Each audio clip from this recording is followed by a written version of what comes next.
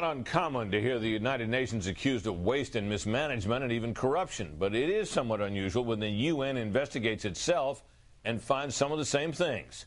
Correspondent David Lee Miller joins me from our news desk in New York. Hello, David.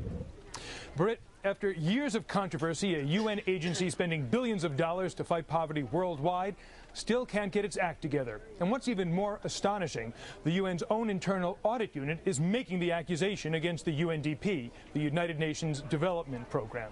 Among the findings in the confidential draft audit obtained by Fox News, the UNDP has no sure way to tell if it's doing business with organizations that the UN has condemned for terrorist ties.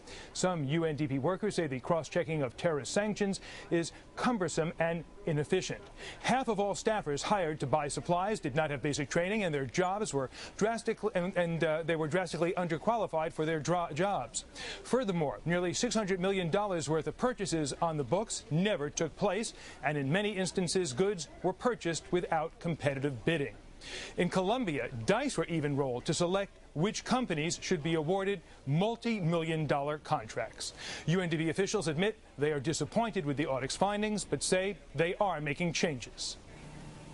Look, we're not very happy with the rating that the audit got, which was partially satisfactory. But I think what you have to remember is that, by nature, audits are critical, and you have to look at the big picture, which is not only the critical findings, but the management response. And it's clear from the management response that UNDP management takes all these audit recommendations extremely seriously.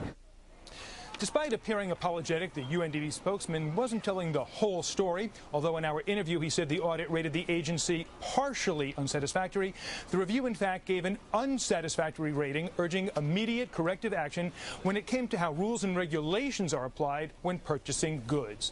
At stake, millions of dollars that could affect lives in more than 160 countries, where the UNDP says it is helping the poor. Britt? Well, if this organization seems so dysfunctional now, why would anybody believe that it can turn things around?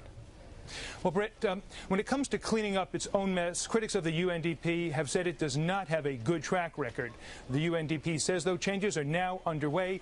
But one thing that is very worrisome is the possibility that serious fraud or other crimes took place here while no one was looking. And some UN observers fear that all the consequences of this lax environment are really yet to be fully revealed. Britt? David, thanks very much.